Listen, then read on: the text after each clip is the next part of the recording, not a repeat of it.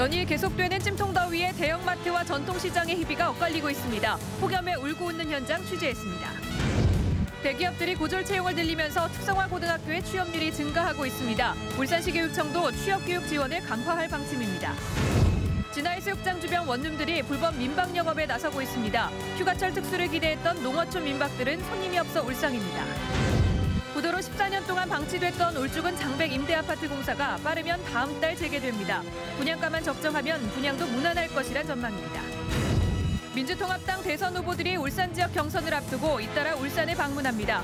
손학규 문재인 후보는 UBC 특별대담에 출연해 경선 승리 전략을 밝힐 예정입니다. 구리와 월성원전 발전소장들이 발전소 운영을 위한 전문 자격증이 없는 것으로 드러났습니다. 학성동 자매 살해 사건을 수사 중인 경찰이 수사본부도 꾸리지 않아 논란이 일고 있습니다. 경찰은 오늘 용의자 김웅일의 새로운 사진이 담긴 수배 전단을 다시 배포했습니다.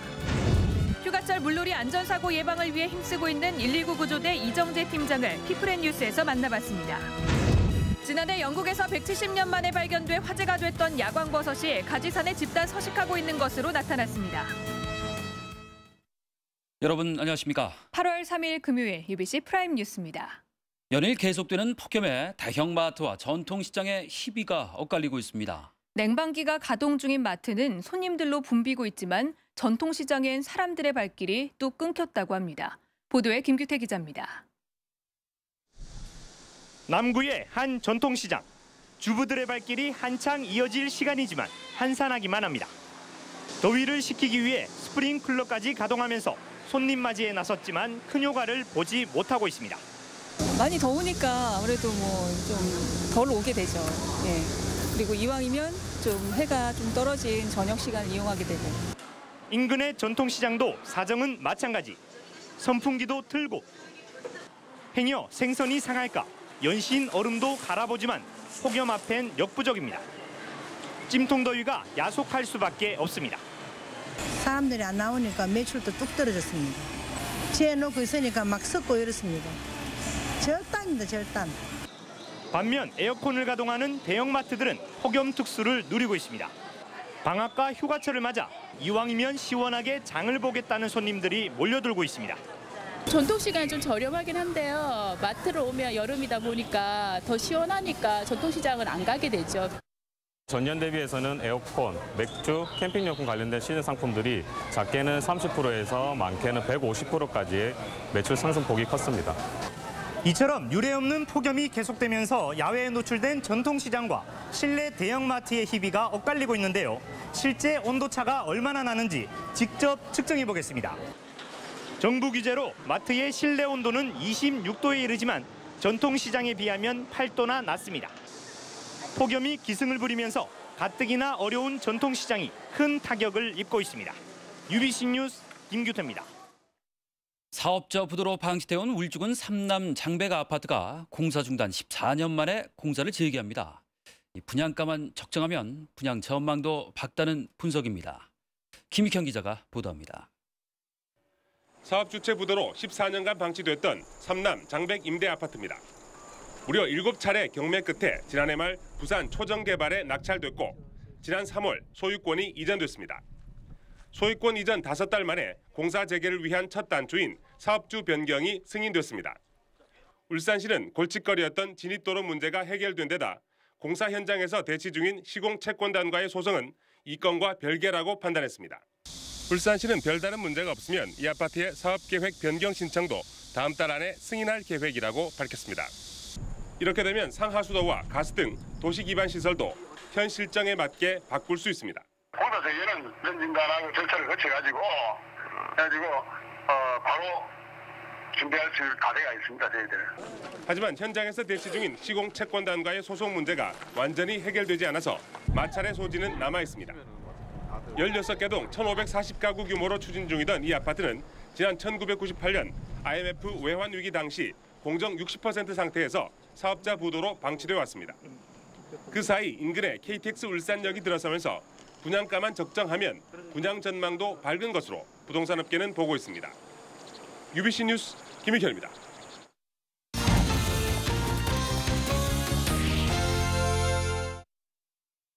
진화해수욕장 인근에 들어선 원룸들. 고리원전 근로자들의 숙소용으로 지어진 것들인데요. 그런데 피서철을 맞아 이들 원룸이 앞다투어 민박 영업을 일삼고 있다고 합니다. 때문에 정작 민박집과 숙박업소들은 울상을 짓고 있다고 합니다. 이다루 기자가 취재했습니다. 연일 30도를 웃도는 폭염에 해수욕장에는 피서 인파가 몰리고 있습니다. 하지만 어찌된 일인지 주변 민박집에는 피서객들의 발길이 뜸해 썰렁하기까지 합니다.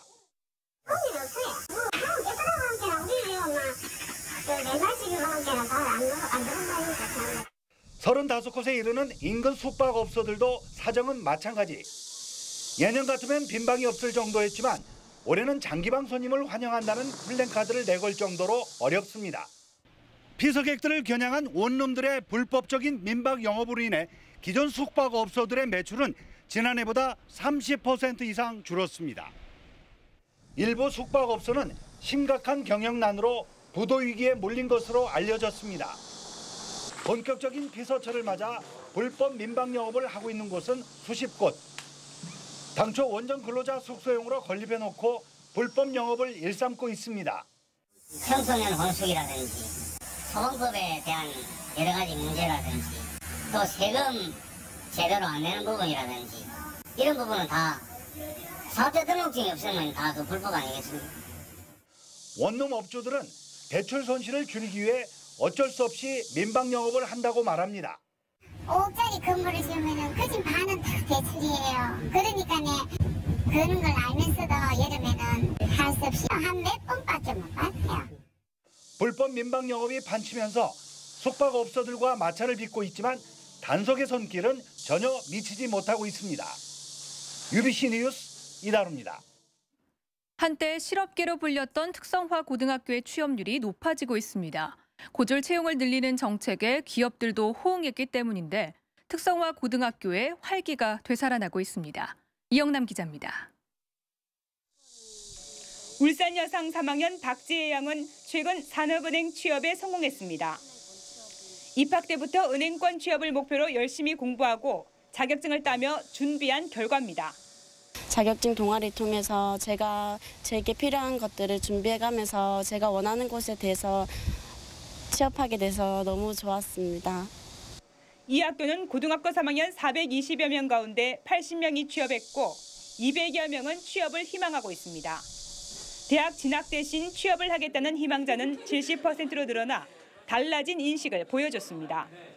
입학 당시만 봐도 한 절반 이상의 학생들이 진학을 하는 것을 목표로 갖고 진학을 했었는데 지금은 많이들 바뀌어서 취업 후에 자신의 진로를 개척하고자. 울산 지역 10개 특성화 고등학교 평균 취업률도 지난해 15%에서 올해 졸업생은 25%로 증가했습니다. 고졸 채용 바람에다 교육부도 취업률에 따라 학교를 평가해 차등 지원했기 때문입니다.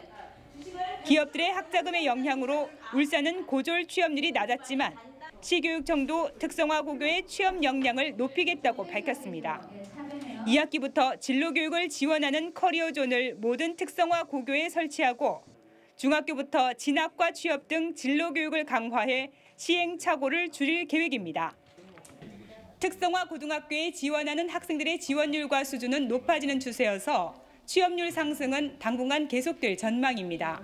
UBC 뉴스 이영남입니다.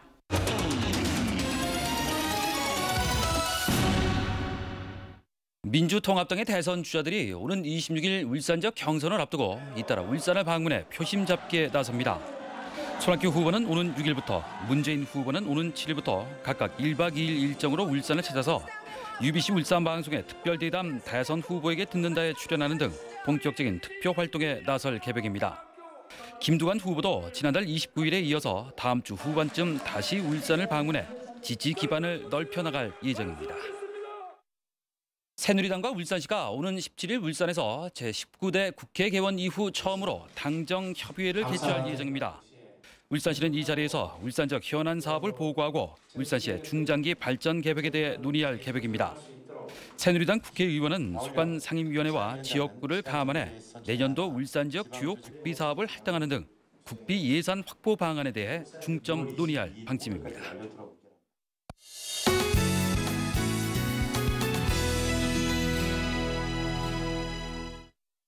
여름 피서철, 찜통더위 속에서도 119 구조대는 물놀이 나온 시민을 지키기 위해 비짓땀을 흘리고 있습니다. 중부소방서 119 구조대 이정재 팀장을 김혜진 아나운서가 만나봤습니다. 사람들이 붐비는 선바위 계곡. 시민들의 안전을 지키기 위한 구조대원들은 몸놀림이 분주합니다. 위험에 처한 사람을 안전하게 구조했을 때 삶의 가장 큰 보람을 느낀다는 이정재 팀장은 군 생활을 하면서 구조대에 관심을 가졌습니다. 언제부터 이렇게 안전구조 활동을 하게 되셨어요? 계기가 있으시다면. 경남에서 구조대원 1기로 들어왔습니다. 군대에서 배운 이러한 기술들을 사회에서 필요로 했기 때문에 그걸 함으로 해서 보람 있겠다 싶어서 들어오게 되었습니다. 17년째 119 구조 활동을 해온 이 팀장은 지난 1995년 구조특채 1기로 구조 업무를 시작해 울산 중구와 남부, 온산 소방서를 거쳤습니다. 물놀이철을 맞아 수상구조에 나선 이 팀장은 평상시엔 일반 구조 업무를 맡아 울산 전역을 뛰어다닙니다. 구조 활동을 하시면서 특별히 기억에 남았던 활동이 있다면 어떤 게 있을까요? 예, 10여 년 전에 강동 정자동에서 교통사고가 발생했는데 과다 출혈로 인해서 피가 필요하고 그래서 저희들이 대원들 같이 힘을 합쳐가지고 헌혈도 하고 그분이 나중에 완쾌되었다고 부대로 찾아왔을 때 참 보람되고 감사했습니다. 현재 이 팀장이 가장 안타까워하는 것은 즐거운 휴가를 즐기다 사고를 당하는 것인데요. 가족들이 물놀이를 갈 때는 어른들이 안전사고 예방을 위한 기본 수칙을 알아두면 큰 도움이 된다고 합니다.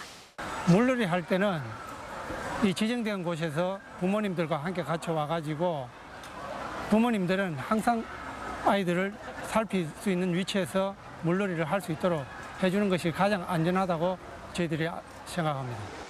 이 팀장과 같이 휴가철에도 땀 흘리는 수많은 구조대원들에게 박수를 보냅니다. 피플앤뉴스 김혜진입니다. 울산 주변에 있는 고리 2호기와 월성 1, 2호기 발전소장들이 원전 가동에 필요한 전문 자격증이 없는 것으로 드러나 논란이 일고 있습니다. 민주통합당 박혜자 의원은 원전 발전소장은 원자로 조종 감독자인 SRO 자격증을 갖춰야 하는데 국내 13개 원전 가운데 5곳의 발전소장이 자격증이 없다고 밝혔습니다. 박 의원은 지난 2월 정전 사고가 난 고리 1호기도 당시 발전소장이 SRO 자격증이 없어 대처가 미흡했다는 의견이 있다고 덧붙였습니다. 자매 살해 사건을 수사 중인 경찰이 수사본부를 차리지 않아 범인 검거 의지가 약했다는 지적을 받고 있습니다. 울산경찰청 운영 규칙에는 살인과 강도 등 중요 사건은 필요할 경우 수사본부를 설치하도록 규정하고 있지만 울산경찰은 사건 발생 보름이 지나도록 수사본부를 구성하지 않고 있습니다. 특히 경찰은 사건 발생 나흘 뒤에야 용의자를 공개 수배해 초기 대응에도 실패했다는 지적을 받고 있습니다. 한편 경찰은 용의자 김홍일의 사진이 실물과 다르다는 지적에 따라 최근 사진을 추가한 수배 전단을 다시 배포했습니다. 김신 전 울산지방법원장이 대법관으로 임명됐지만 법원장 공석에 따른 민원은 다음 달까지 이어질 전망입니다.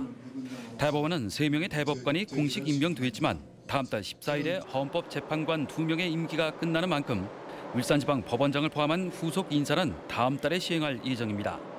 이에 따라 법원장 공석으로 인한 민원은 당분간 계속될 것으로 보입니다.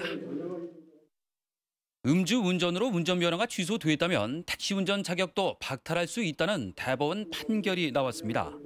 대법원 2부는 59살 정모 씨가 운전면허를 다시 취득했는데 택시운전 자격을 박탈한 건 위법하다며 울산시를 상대로 낸 행정소송에서 원심을 깨고 원고 패소 취지로 사건을 부산고법에 돌려보냈습니다.